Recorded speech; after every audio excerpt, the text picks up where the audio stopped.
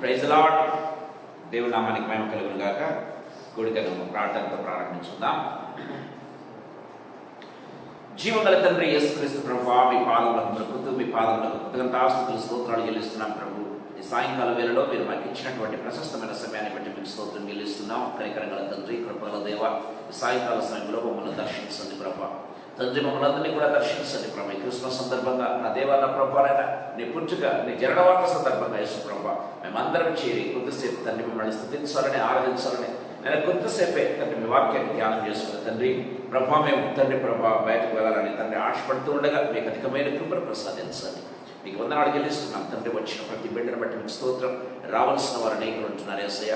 తండ్రి రప్పించండి, సకాలానికి రప్పించండి యేసు ప్రభా. నన్ను మమ్మల్ని కూడా మీరు రక్త ప్రోక్షణ కిందకి తీసుకుని వస్తుండగా మీరు రక్తంలో మమ్మల్ని సంపూర్ణంగా కడగండి, పవిత్రపరచండి ప్రభు. మీ ఆత్మచేత అభిషేకించండి నాయన.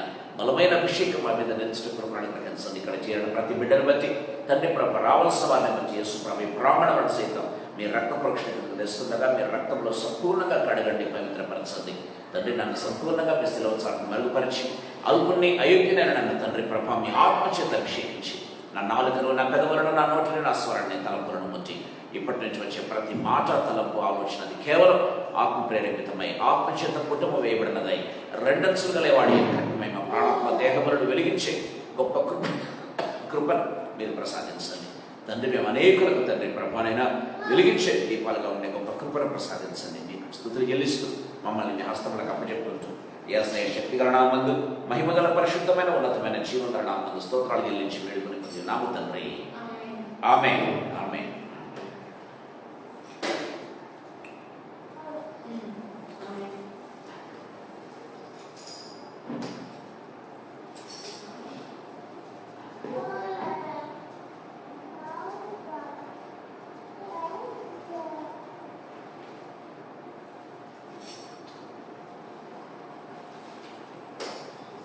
సాంక్షిక ఏమన్నా ప్రీ క్రిస్మస్ ది ప్లస్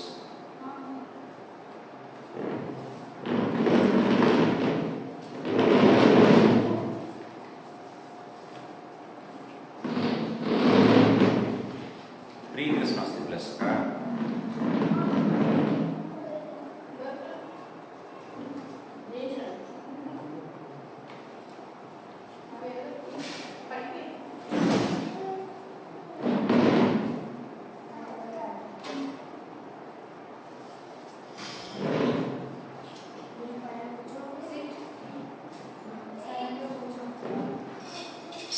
స్తుతి ఆరాధన నీకే మాది యేసయ్య. పాట పాడుతున్నా 38వ పాట.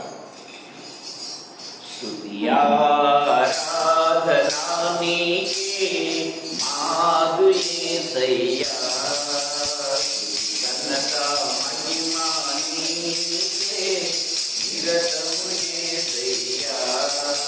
స్తుతి ఆరాధన నీకే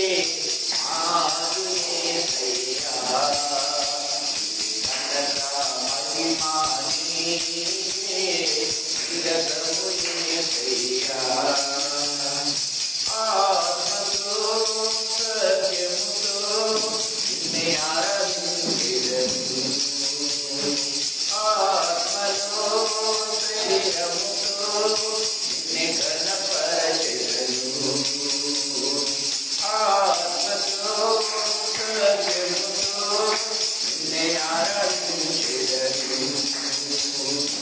ఆత్మలో శరీరముతో నిన్నే ఘనపరచెదను. ఆరాధన నీకే మాది యేసయ్య, ఘనత మహిమ నీకే నిరతము యేసయ్య. తిరుమల మీరా అభినుడైన వాడా, ఆకాశ మహాకాశములు నిన్నే ఘనపరచునయ్యా. తిరుమల మీరా అభినుడైన వాడా,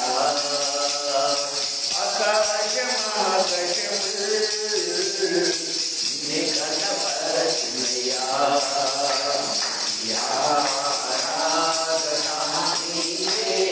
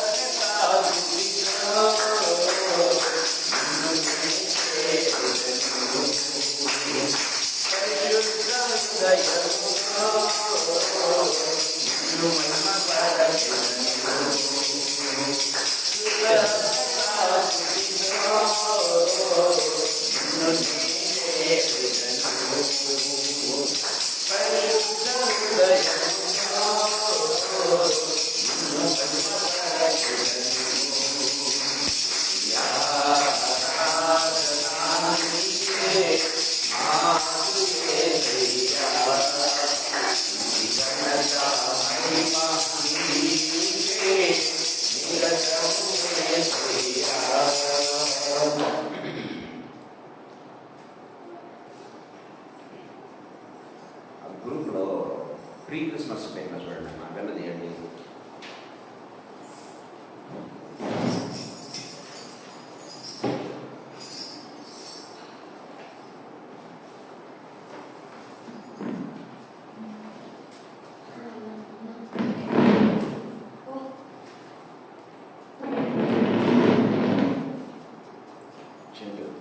ప్రీ క్రిస్మస్ షీట్ దాంట్లో లేవు, మీ దగ్గర ఉండేది.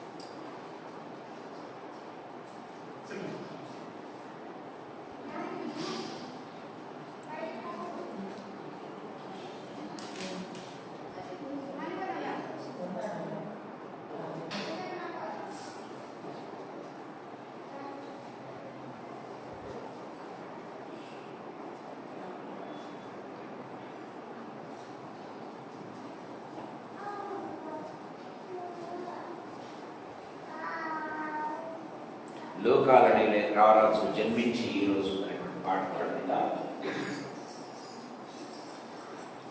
లోకాలని రారాజు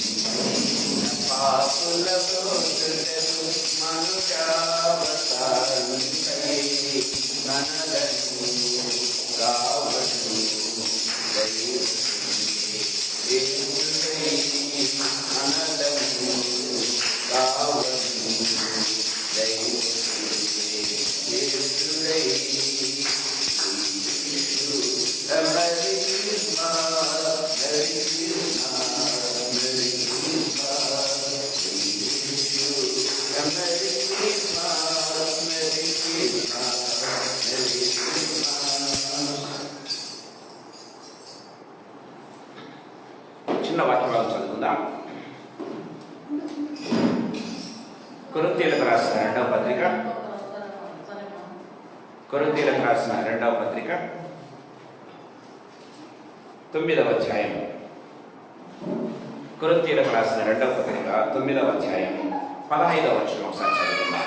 కొరింథీయులకు రాసిన రెండవ పత్రిక 9వ అధ్యాయం 15వ వచనం.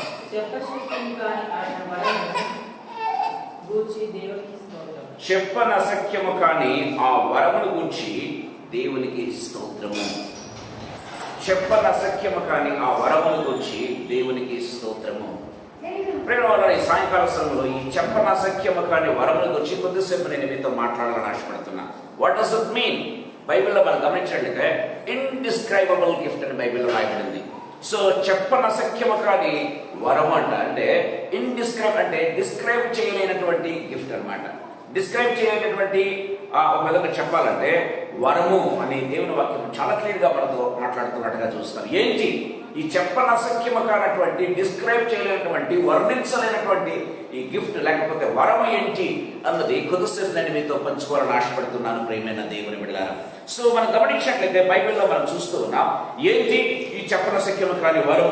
గమనించినట్లయితే ప్రియమైన దేవుని బిడ్డలారా, సో మామూలుగా ఎవరైనా మనకు గిఫ్ట్ ఇస్తే ఏం చేస్తామంటే గిఫ్ట్ కోసం ఆ గిఫ్ట్ ఇవ్వాలని ప్రతి ఒక్కరు కూడా ఆశపడతారు. ఓకే, నాకు గిఫ్ట్ వస్తే బాగుంటుంది, ఎవరైనా గిఫ్ట్ ఇస్తే బాగుంటుంది, ప్రతి ఒక్కరు కూడా ఆశపడతారు.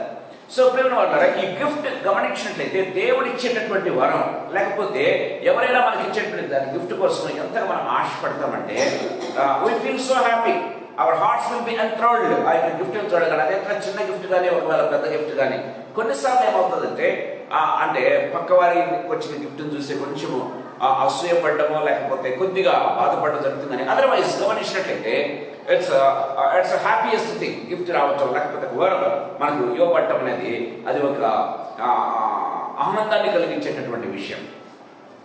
ఏంటి ఈ యొక్క ఆనందం? చెప్పనశక్యం కానీ గిఫ్ట్ గురించి వర్ణించలేమంట దేవుని వాక్యం సెలవిస్తుంది. We cannot describe it, we cannot దాన్ని వర్ణించలేము, దాన్ని చెప్పలేము, మాటలను చెప్పలేము అని బైబిల్ వాక్యం సెలవిస్తూ ఉన్నట్టుగా మనం చూస్తాం. ఏంటి ఈ చెప్పన అసఖ్యము కానటువంటి వరం? గమనించినట్లయితే బైబిల్లో మనం చూస్తూ ఉన్నాం. అంటే ఎవరైనా ఒకవేళ ఈ లోకంలో ఫర్ ఎగ్జాంపుల్ ముందుగా మొట్టమొదటిగా యేసు ప్రభు జన్మాన్ని గురించి మాట్లాడుకుందాం. గమనించినట్లయితే ఎవరైనా పుట్టినట్లయితే మనం గమనించినట్లయితే ఆ పుట్టుకను గురించి మనకు కొన్ని విషయాలు బాగా తెలుస్తాయి. అంటే మొట్టమొదటి గమనించినట్లయితే ఈ యొక్క వరం ఎలాంటి వరం అంటే, ప్రేమైన వాళ్ళ దేవుడు ఇచ్చినటువంటి వరం డిస్క్రైబ్ ఎందుకు చేయలేమని బైబిల్ వాక్యం సెలవిస్తుందంటే, so it is completely altogether different from other gifts. మిగతా గిఫ్ట్స్ అన్నిటికంటే ఇది ప్రత్యేకమైనటువంటి గిఫ్ట్.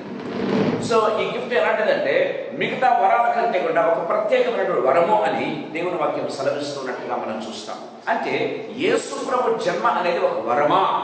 గమనించినట్లయితే బైబిల్లో మనం చూసినట్లయితే అది వరము అని దేవుని వాక్యం సెలవిస్తుంది. ఎందుకంటే ఇక్కడ మనం చూస్తూ ఉన్నాం, చెప్పనశక్యము కానీ ఆయన వరమును గూర్చిదే. ఎవరిని గురించి మాట్లాడుతున్నాడు ఇక్కడ గమనించినట్లయితే యేసు ప్రభుని గురించి మాట్లాడుతున్నట్టుగా చూస్తాం. ఎందుకు ఆయన వర్ణించలేనటువంటిది గిఫ్ట్ అది గమనించినట్లయితే ప్రేమైన వాళ్ళారా, మొట్టమొదటిగా కొన్ని తలపు మీ దగ్గర తీసుకురావాలని ఆశపడుతున్నా. దయచేసి గమనించండి. ఆదికాండం 1వ అధ్యాయం 26-27 వచనాలు చదువుకుందాం. ఆదికాండం 1వ అధ్యాయం 26-27 వచనం.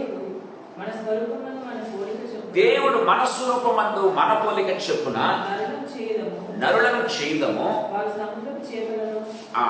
గమనించినట్లయితే దేవుని వాక్యం సెలవిస్తుంది, ఇదిగో మానవుని ఏ రీతిగా తయారు చేస్తామంటే దేవుడు అనుకుంటూ ఉన్నాడు, తండ్రి కుమార పరిశుద్ధాత్మ దేవుడు, లేకపోతే తండ్రి కుమారుడు మాట్లాడుకుంటూ ఉన్నట్టుగా మనం చూస్తాం. మన పోలికలో ఏంటంట, మన పోలికలో.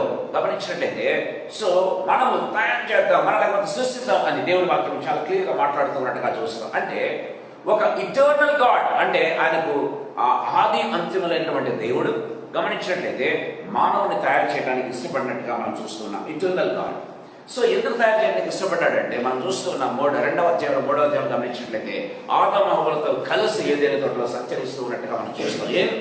ఆయనకు సహవాసం ఎవరు లేరా? గమనించినట్లయితే బైబిల్లో మనం చూస్తూ ఉన్నాం, ఆయనకు కొన్ని వేల మంది, కొన్ని కోట్ల మంది కెరూబులు, సరాపులు, లేకపోతే ఇంకా 24 పెద్దలు ఆయనతో ఉన్నట్టుగా మనం చూస్తున్నాం. కానీ అవన్నీ కాదని గమనించినట్లయితే దేవుడు తాను చేసినటువంటి సృష్టిలో గమనించినట్లయితే ప్రేమ వాడారా అనేకంగా దేవుడు సృష్టి చేశాడు. గమనించినట్లయితే మనిషి కంటే ముందుగా చాలా జంతువులను చేశాడు, పక్షులను చేశాడు, లేకపోతే జలచరాలు చేశాడు. వాటితో సహవాసం కోరుకోవటం లేదు. కానీ దేవుడు అనుకున్నాడంటే నా పోలికలో ఉన్నటువంటి వ్యక్తితో నేను సహవాసం చేయాలి, మన పోలికలో మన రూపంలో అని దేవుని వాక్యం చాలా, మన ఇమేజ్ అని దేవుని వాక్యం చాలా క్లియర్గా మాట్లాడుతున్నట్టుగా చూస్తాం. సో గమనించినట్లయితే అలాగా దేవుడు తయారు చేశాడు, మనిషిని తయారు చేశాడు. అంటే ఒక ఇటర్నల్ గాడ్ ఏం చేస్తాడంటే ఒక ఇటర్నల్ బీయింగ్ తయారు చేశాడు. మనిషి కూడా ఇటర్నల్ బీయింగే. ముందుగా గమనించినట్లయితే మనిషి కూడా ఏం చేశాడు, మన పోలికలో మన రూపంలో. అంటే దేవుడు ఏ రీతిగా ఇటర్నల్ గా ఉంటూ ఉన్నాడో, అంటే ఇటర్నల్ అంటే ఒక విధంగా అంత్యమైనటువంటి వ్యక్తి. ఓకే, సో ఆ రీతిగా మనిషిని కూడా తయారు చేస్తాడు. కానీ మనిషి ఏం చేశాడంటే తనకు తానుగా ఈ యొక్క మరణాన్ని తెచ్చుకున్నట్టుగా మనం చూస్తాం, అంతాన్ని తెచ్చుకున్నట్టుగా మనం చూస్తాం. చూడండి 90వ కీర్తన 2వ వచనం మనం గమనించినట్లయితే సో ఆయన గురించి from ever lasting to ever lasting గమనించినట్లయితే బైబిల్ వాక్యం చాలా క్లియర్గా మాట్లాడుతున్నాడు చూస్తాం.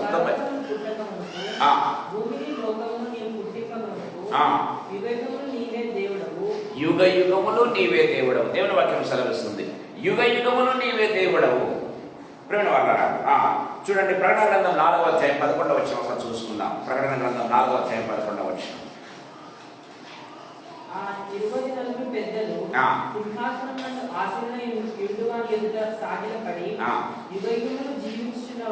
యుగ యుగములు జీవించుచున్న వారికి నమస్కారము. దేవుని వాక్యం సెలవిస్తుంది. ఎవరైనా పెద్దలు మాట్లాడుతూ ఉన్నారు, దేవుని స్తుతిస్తూ యుగ యుగములు జీవిస్తున్నటువంటి వాడు, ఈయన ఆది అంత్యం లేనటువంటి వాడు. గమనించినట్లయితే ఇంకా మనం గమనించినట్లయితే మనం చూసుకున్నాం, యుగ యుగములు ఉన్నటువంటి వాడు మాత్రమే కాదు కానీ నిరంతరము జీవిస్తున్న వాడు మాత్రమే కాదు కానీ ఇక్కడ గమనించినట్లయితే దేవుని వాక్యం సెలవిస్తుంది. ప్రకటన కూడా మనం చూస్తున్నాం ఏ విధంగా ఉందంట, యుగ యుగములు ఆయన జీవిస్తూ ఉన్నటువంటి వ్యక్తి అని మనం చూస్తున్నాం.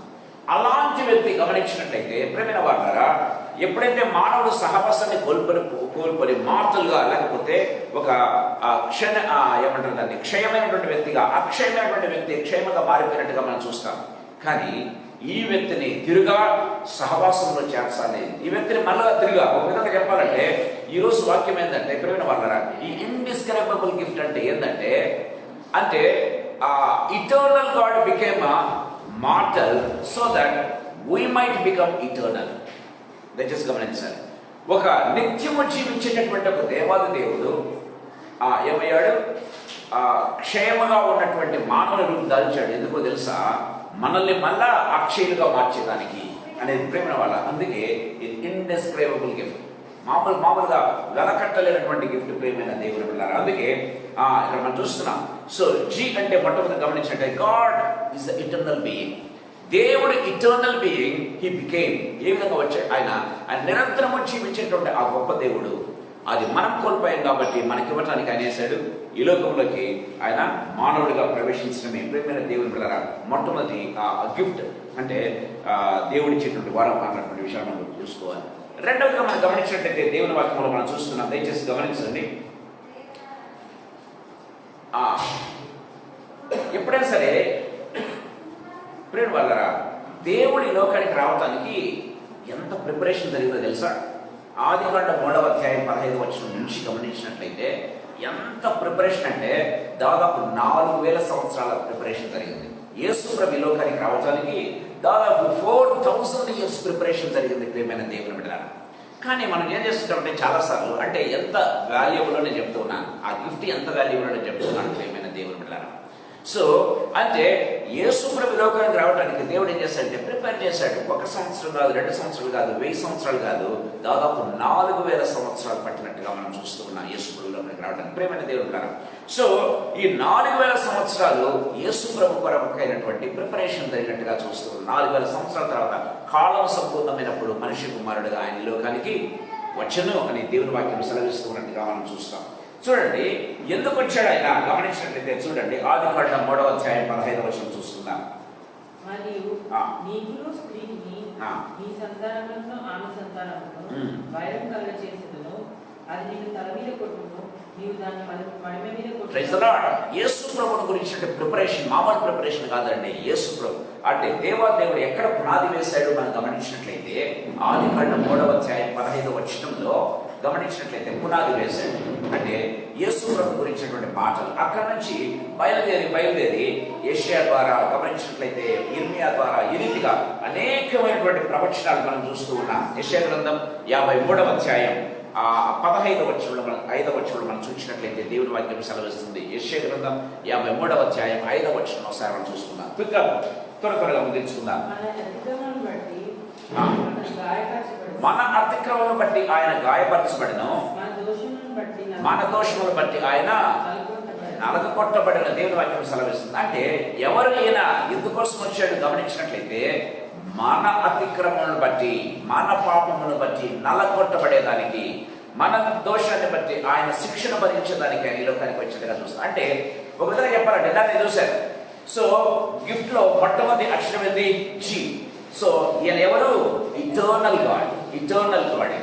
దేవుడు నిత్యుడు అయినటువంటి గొప్ప దేవుడు, ప్రియమైన దేవుడు. రెండవది గమనించినట్లయితే so he came in the form of a man called Jesus.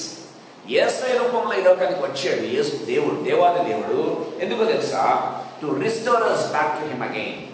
పడిపోయినటువంటి మానవుని తిరుగా ఏం చేస్తున్నాడైనా నిలబెట్టడానికి వచ్చినట్టుగా మనం చూస్తూ ఉన్నాం ప్రియమైనది. అందుకే యోహాను సువార్త 3వ అధ్యాయం 16వ వచనంలో మనం చూసినట్లయితే ఎందరి తనను అంగీకరించిన వారందరికీ ఆయన దేవుని పిల్లల పట్ల అధికారం ఇచ్చిన. చదువుకున్న వచనాన్ని యోహాను సువార్త 3వ అధ్యాయం 16వ వచనం. ఎందరి తనను అంగీకరించినో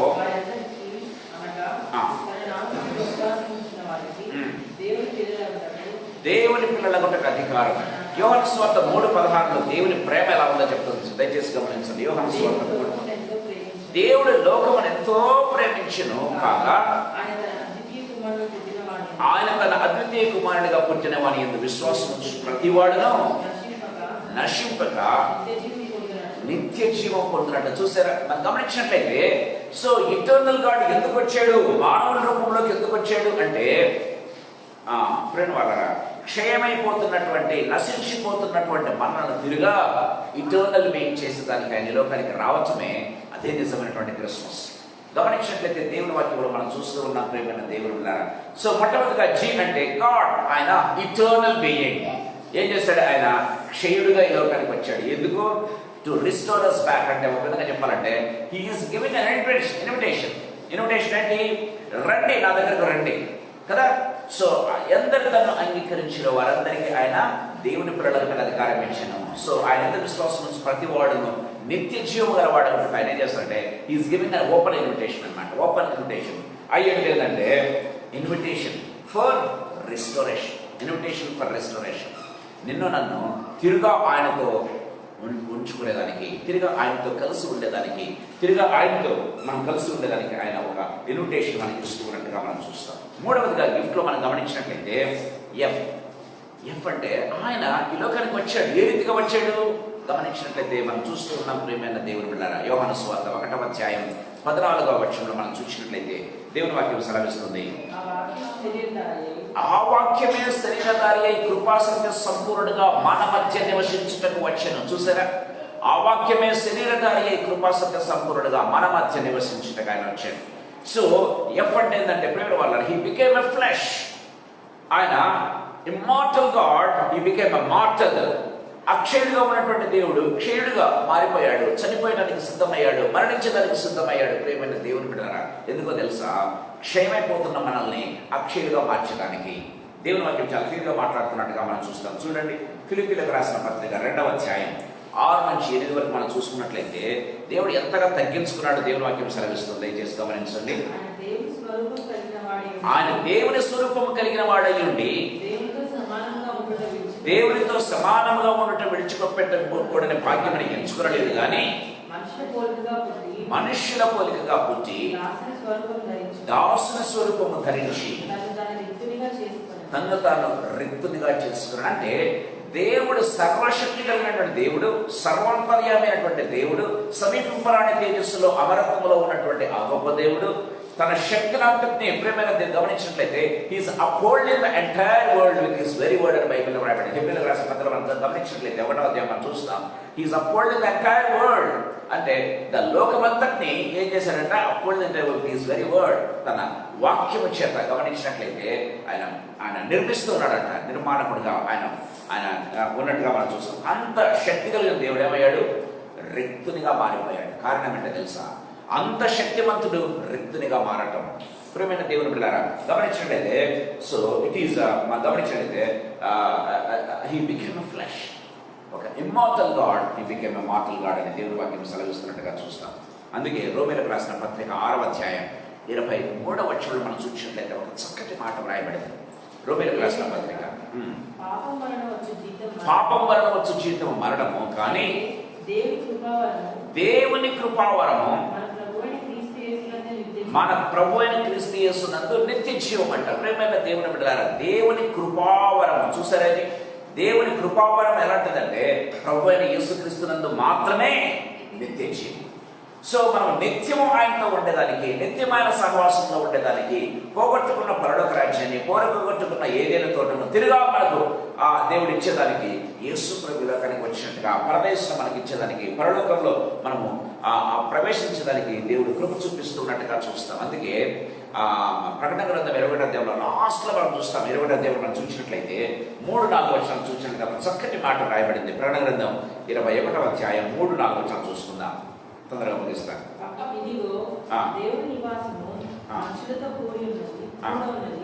దేవుని నివాసము మనుష్యులతో కూడా ఉన్నది, ఆయన వారితో కాపురముండును, వారు ఆయనకు ప్రజలయుందురు, దేవుడు తానే వారి దేవుడై ఉండి వారికి తోడయ్యుండును. Praise the Lord. దేవుని వాక్యం సెలవిస్తుంది. ఆయన సహవాసం ఏంటంట, నరులతో కూడా అని బైబిల్లో రాయబడింది. అంటే ఎప్పుడైతే నశించే నరులతో దేవుడు ఏం చేస్తాడంటే ఆయనతో ఉండేదానికి ఇష్టపడిన కారణం ఏంటో తెలుసా, ఈ నరుని ఏం చేశాడు దేవుడు?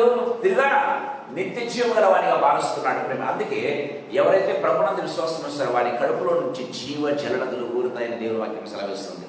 సో ఎవరైతే ఈ జీవాహారమైనటువంటి యేసు ప్రభుని తింటారో వాళ్ళు నిత్యము జీవించడానికి దేవుడు చూపిస్తున్నట్టుగా మనం చూస్తాం. అంటే ఒక విధంగా చెప్పాలంటే ఇదేంటి అంటే అక్షయమైపోతున్నటువంటి మానవుడు తిరిగా అక్షయుడిగా మారడము అంటే ఏంటిది? ట్రాన్స్ఫర్మేషన్. దయచేసి గమనించాలి, దేవుడు వాక్యం చాలా క్లియర్గా మాట్లాడుతున్నట్టుగా చూస్తాం. అంటే సో ఆ ఫ్లెష్ దేవుడు మన కోసం వచ్చాడు, ఎందుకో తెలుసా? సో మనల్ని అక్షయులుగా మార్చడానికి ప్రేమైన దేవుని బిడ్డలారా. సో మీకు అంటే 3 పదాలు చెప్పాను నేను. జీ అంటే God is who is eternal. రెండోది గమనించినట్లయితే it's an invitation for restoration. మనల్ని ఆయన తిరుగా తనతో ఐక్యం చేసుకునేదానికి, తిరిగా మనకు పరలోక రాజ్యంలో భాగం ఇచ్చేదానికి ఆయన వరంగా ఈ లోకానికి వచ్చినట్టుగా మనం చూస్తూ ఉన్నాం. మూడవదిగా ఈ బికెమ్ ఎ ఫ్లెష్. ఆయన సశరీరుడిగా వచ్చాడు. అంతే, ఆయన సశరీరుడిగా వచ్చాడు కదా. వాక్యము శరీరధారి అయి కృపాసత్య సంపూర్ణుడిగా మన మధ్య నివసించినట్టుగా మనం చూస్తూ ఉన్నాం కదా. అందుకే మత్తయి 1:23 మనం చాలా క్లియర్గా మనం చూస్తాం. మత్తయి 1:23 ఒకసారి చదువుకుందామా? మత్తయి సువార్త 1:23.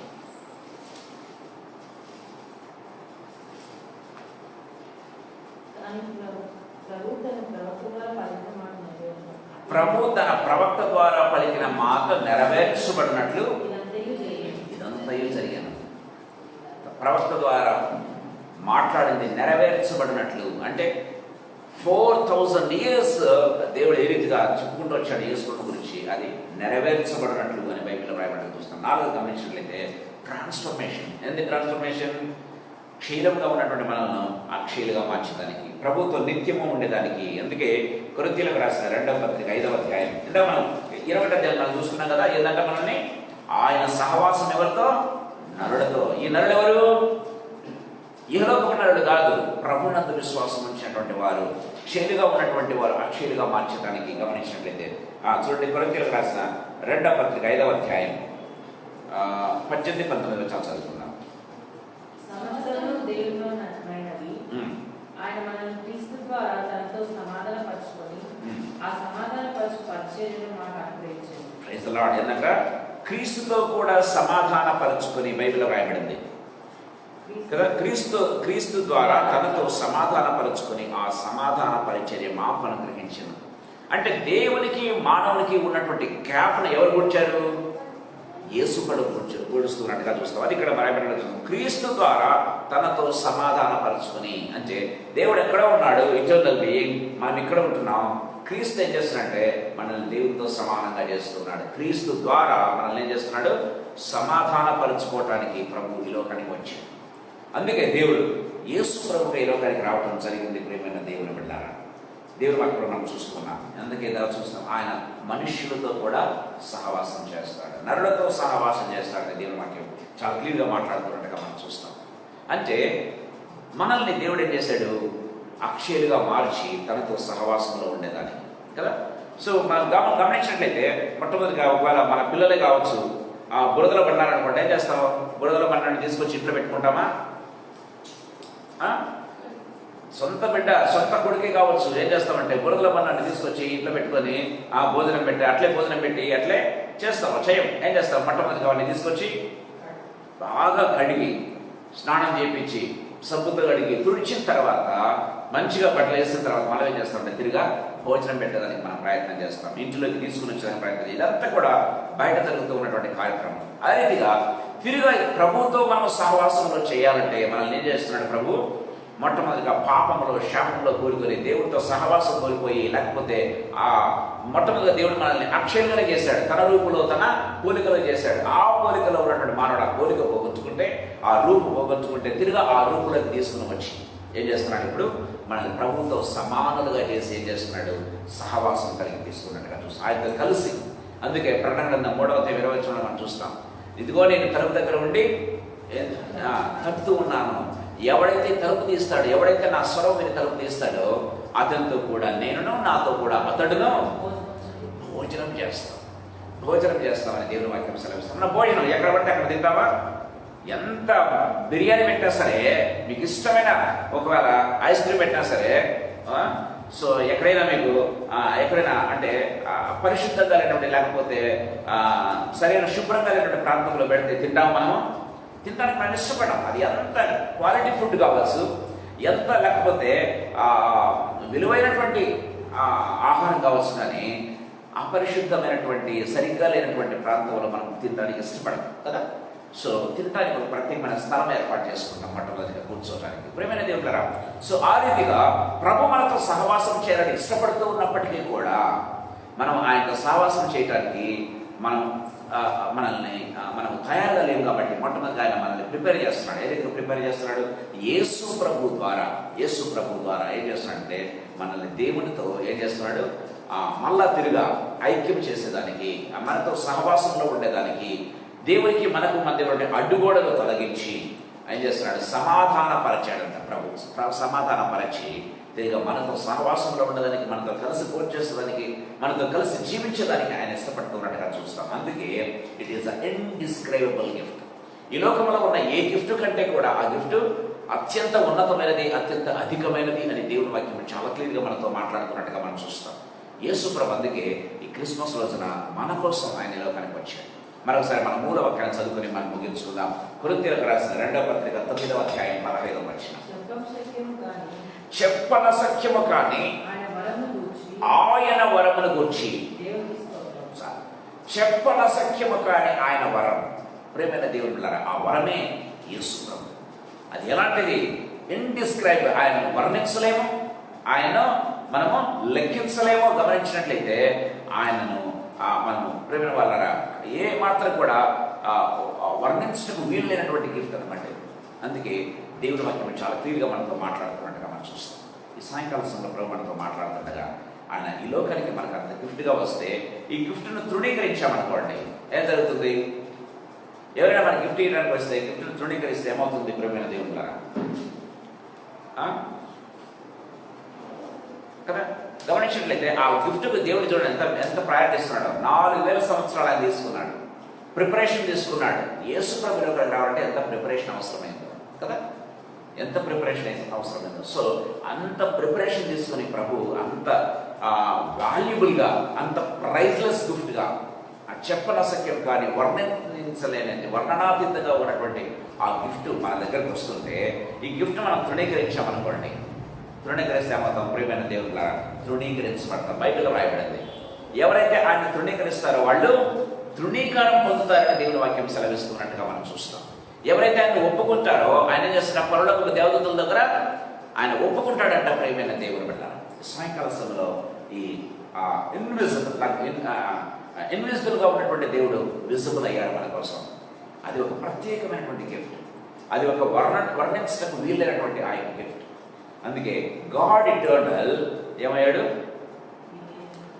He is giving an invitation. Invitation ఏంటి? అంటే invitation to restore us back to him. మూడవదిగా అది చేయటానికి, మనల్ని రిస్టోర్ చేయడానికి ఏం చేశాడు? ఆయనే మన రూపం ధరించుకొని వచ్చాడు, అంతగా తగ్గించుకున్నాడు.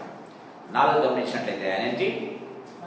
ట్రాన్స్ఫార్మ్ చేశాడు. మనల్ని క్షీలుగా ఉన్నటువంటి మనల్ని అక్షీలుగా మార్చేశాడు. సో దట్ అంటే ఆయన మనల్ని దేవునితో కూడా ఏం చేసుకున్నాడంటే సమానంగా చేస్తున్నాడు. దేవునితో సమాధానపరుస్తూ ఉన్నాడు. సమాధానపరచమంటే ఏంటి? ఒక విధంగా కలిసిపోవటం, దేవునితో మనల్ని కలిసిపోవటం. ప్రియమైన దేవులారా, అలాంటి గొప్ప గిఫ్ట్గా ప్రభువులో కనిపించాడు. ఆయన మనం తృణీకరిస్తే మనం తృణీకారం పొందుతాం.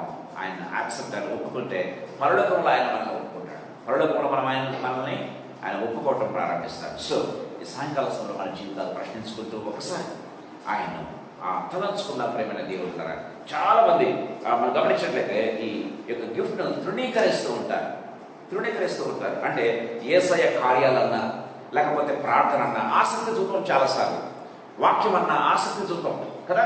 మనం 6 గంటల కంటే ఏం చేస్తామంటే సో మన ఇష్టానుసారమైనటువంటి అంటే నో ప్రిపరేషన్ అట. దానికి కావాల్సిన ప్రిపరేషన్ కానీ దానికి కావాల్సింది కానీ ఏమాత్రం కూడా చూడండి. యేసు ప్రభు 4000 సంవత్సరాల గిఫ్ట్ కోసం ఆయన గిఫ్ట్గా రావడానికి చూసుకుంటుంటే ఆయన కోసం మనం ప్రిపేర్ కాలేకపోతూ ఉంటాం ప్రియమైన దేవుని వల్ల. సో చాలా ఆషామాషిగా చూస్తూ ఉంటాం. సో ఎక్కడైనా సరే మనం గమనించాల్సిందంటే దేవుని కార్యాలు అంటే మనం ఏం చేయాలంటే ఒక 5 నిమిషాల ముందే ఉండడానికి ప్రయత్నం చేయాలి. సో మనకు కూడా వితౌట్ ప్రిపరేషన్ ప్రేమైన వాళ్ళరా అంత కేర్లెస్గా ప్రభు కార్యాలు పట్టుకున్నట్లయితే దేవుని వాక్యం మన బైబిల్లో ఒక చక్కటి మాట రాయబడింది. ఏంటంటే ఆయన కార్యాలను అలక్ష్యం చేస్తేనంట, అలక్ష్యం చేస్తే ఏమవుతుంది? ఆయన కార్యాలను అలక్ష్యం చేస్తే ప్రేమైన దేవుడు దేవుని వాక్యం చాలా క్లియర్ మాట్లాడింది. ఆయన కార్యాలు శ్రద్ధగా చూడకుండా అలక్ష్యం చేసినట్లయితే ప్రేమైన దేవుడు అలక్ష్యానికి మనకు అవుతుంది. సో ఈ సాయంకాల సమయంలో ప్రభు మనతో మాట్లాడుతున్నాడు. సో ప్రభు కార్యం అంటే చాలు పరిగెత్తుకుంటూ పోవటం. ఈ ఇండిస్క్రైబుల్ గిఫ్ట్ నాకు కూడా కావాలి, ఈ వరంగా వచ్చినటువంటి ప్రభు నాకు కూడా కావాలి, నాతో ఉండాలి, ఆయనతో సహవసించాలి అన్నటువంటి ఆ యొక్క ఆతృత మనకు ఉండాలి, అలాంటి పట్టుదల మనకు ఉండాలి, అలాంటి ఆలోచన మనకు ఉండాలి, అలాంటి చెప్పాలంటే శ్రద్ధ మనకు ఉండాలి. అలాంటి శ్రద్ధ ఉన్నట్లయితే నిజంగా దేవుడు ఎంతగా ఆశీర్వదిస్తారు. ఆశీర్వాదాలు తీసుకున్నట్లయితే ప్రేమైన దేవుడు ఒక మాట చెప్పి నెమ్మదిస్తాను. యేసు ప్రభు లోకానికి వచ్చాడు. మొట్టమొదటి ఎవరి కోసం వచ్చాడు తెలుసా? యూదుల కోసం వచ్చాడు. యూదులు ఆయన తృణీకరించాడు. యూదులు ఆయన తృణీకరిస్తే ఏమైంది? యూదులను కాదని ఆయన మన దగ్గరకు వచ్చినట్టుగా చూస్తాం. మనం చూస్తున్నాం. ప్రేమైన దేవుడు అంటే అన్యులకు దేవుడు ఏం చేశాడు? ఒక గొప్ప కృపావరాన్ని ఇచ్చినట్టుగా చూస్తాం. మనం కూడా తృణీకరించామనుకోండి, ఈ గిఫ్ట్ ఇంకొకరికి వెళ్ళిపోతుంది. సో తల్ల వంచుకుందాం, ప్రార్థన చేసుకుందాం. ప్రభు మనతో మాట్లాడుతుండగా ఎక్కడ మనం తప్పిపోతున్నాం? ఎక్కడ ఈ చెప్పనసఖ్యము కాని వరాన్ని మనం అలక్ష్యం చేసుకున్నాం? పైన వాళ్ళని ప్రార్థన చేసుకున్నాం. బైబిల్లో చాలా తీరువాడండి. చెప్పనసఖ్యం కానీ వర్ణించలేనటువంటి ఆ యొక్క వరం ఆయన వరంగా ఇలా కలిగి వచ్చాడు. ఆ వరాన్ని మనం సరిగ్గా స్వీకరిస్తున్నామా లేదా పోగొట్టుకుంటున్నామా? ప్రార్థన చేసుకున్నాం. జీవగల తండ్రి యేసుక్రీస్తు ప్రభువా, మీ పాదములకు మృక్కుతూ మీ పాదములకు కృతజ్ఞతాస్తుతులు స్తోత్రాలు చెల్లిస్తున్నాం ప్రభు. ఈ సాయంకాల వేళలో మీరు మాకు ఇచ్చినటువంటి ప్రశస్తమైన సమయాన్ని బట్టి మీకు స్తోత్రం ప్రభువా. మీరు గొప్ప దేవుడు, కనికరం గల దేవుడు, కృపాసత్య సంపూర్ణుడు కనుక మీకు స్తోత్రాలు చెల్లిస్తున్నాం. Thank you Lord, we praise my master God. చెప్పనసఖ్యము కాని వరం అని వాక్యం సెలవిస్తుంది యేసు ప్రభువా. తండ్రి, వర్ణించటకు వీలులేనటువంటి గిఫ్ట్ అని మీ వాక్యం సెలవిస్తుంది యేసు ప్రభువా. తండ్రి, ఈ గిఫ్ట్ను తండ్రి సమాధానపరిచే గిఫ్ట్ యేసు ప్రభువా.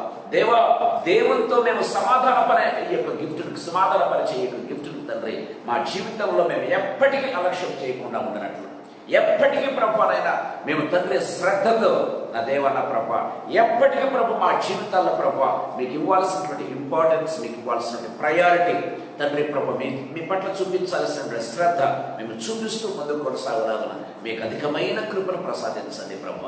మీకే వందనాలు, మీకు స్తుతులు, మీకు స్తోత్రాలు చెల్లిస్తున్నాం. కనికరగల తండ్రి, ఈ సాయంకాల సమయంలో దర్శించండి ప్రభు. మమ్మల్ని అందరినీ కూడా దర్శించండి నాయన. తండ్రి, మీకు వందనాలు, స్తుతులు, స్తోత్రాలు చెల్లిస్తున్నాను యేసుప్రభ. తండ్రి ప్రభ, ఇలాంటి గిఫ్ట్ నా దేవ నా విలోకములు మేము చూడడం కానీ యేసుప్రభ తండ్రి ప్రభ వర్ణించటకు వీలైనటువంటి ఆ యొక్క వరంగా మీరు మా కోసం వచ్చారు కనుక యేసుప్రభ ఈ వరాన్ని మేము కాపాడుకున్నటకు, ఈ వరాన్ని మేము శ్రద్ధగా చూసుకున్నటకు, ఈ వరం పట్ల మేము ఆసక్తి కలిగి ఉండటకు, ఈ వరాన్ని తండ్రి ప్రభ తండ్రి ఎంతో శ్రద్ధగా పరలోకంలో అడుగు పెట్టేంత వరకు తండ్రి కాపాడుకున్నటకు కావలసినటువంటి కృపను మీరు ప్రసాదించండి. మీకు స్తుతులు చెల్లిస్తూ మమ్మల్ని మీ హస్తములకు అప్పచెప్పుకుంటూ యేసయ్య శక్తిగల నామందు, మహిమగల పరిశుద్ధమైన ఉన్నతమైన జీవగల నామందు స్తోత్రాలు చెల్లించి వేడుకొని పొంది నామ తండ్రి. Amen, amen, amen. Praise the Lord, praise the Lord. దేవుని నామానికి మహిమ కలుగుగాక.